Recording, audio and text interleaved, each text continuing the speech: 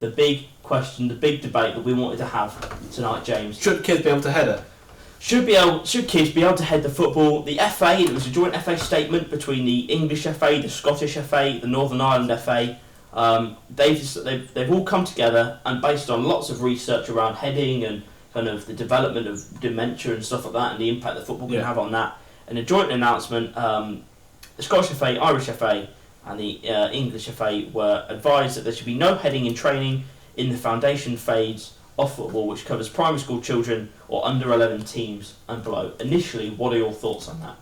Right. At first I thought you meant up to the age of under 18s. Yeah. But now I found out it's just under 11s.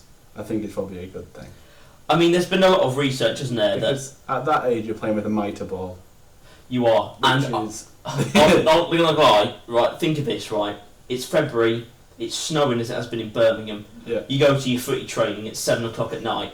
I'm not going to lie, under the floodlights in Birmingham, you do not want a metre ball coming at your head at 20 miles an hour, let alone 40. No, especially not a mitre ball, which is the worst thing ever to get hit in the thigh. Do you know what, the worst, I think, experience I've ever had in football, right? There was a shot coming at me, right? And you know when you just go and do a little glance, put your arms in, you lift your leg up to try and make yourself bigger. It hit the back of my thigh. It was a metre ball on the back of my thigh in like 5 degrees. That is the worst sting Did you go down? I've ever had.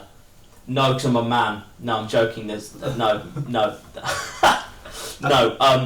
But yeah, so there's the University of Glasgow. They did a big study, didn't they? That was published in October last year. It found that former professional footballers were more likely to die of the degenerate brain disease and 5 times more likely to die from Parkinson's disease. Now, there was no evidence which linked incidences of the disease with heading the ball, but the FA did say that the new guidance has been issued to mitigate against other potential risks. So this is a sense of, this is what we found. We found that it possibly could cause and increases the massive risk of dementia.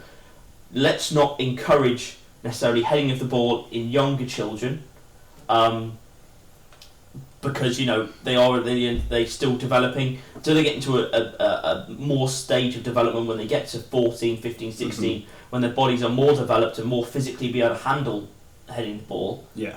That's going to help them. Now, I never really liked heading the ball when I used to play football as a kid. I used to close my eyes. I hated it. Absolutely hated it. I didn't like it. And I suppose the question I want to ask you now is what do you do at corners? Well, yeah, exactly. Well, I think it'll be a case of having low corners, wouldn't it? Or trying to play it, or just trying to volley it. What happens if you do head it? That's the thing. The question I want to ask you is, how do you think this is really going to impact youth football and football up to like under 11s? I don't think it's going to have a huge impact.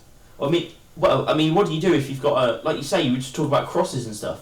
I mean, I know the ball doesn't go that high and stuff in under 11s. I mean, I've helped out at like youth tournaments and stuff, and the ball is very much on the floor.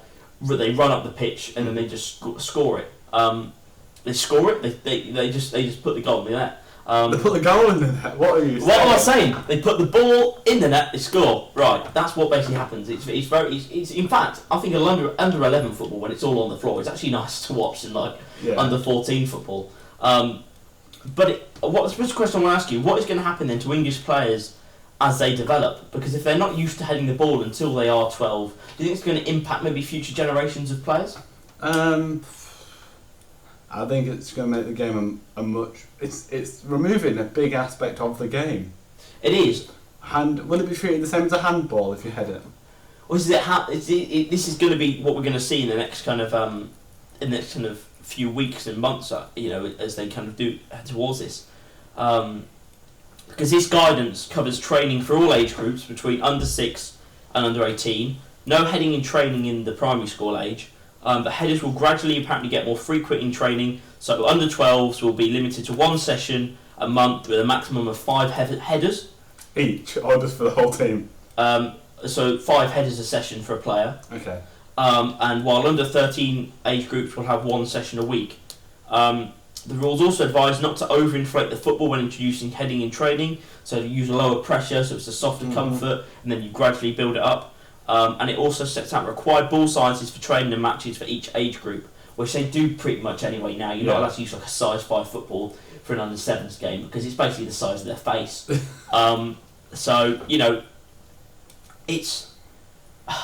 it's you know, I don't know how we can't really see how it's going to impact players. No. Probably for another 5 years when you see them, or probably 10 years when you see those under 11s coming through into eventually some of those people are going to be making it into professional football. So we're not going to see it. No. But I suppose some people are going to have, be reserved about, what it might happen to future England teams. But I reckon in the future, you'll see if there's 11-year-olds who are, you can tell when someone's quality, can't you?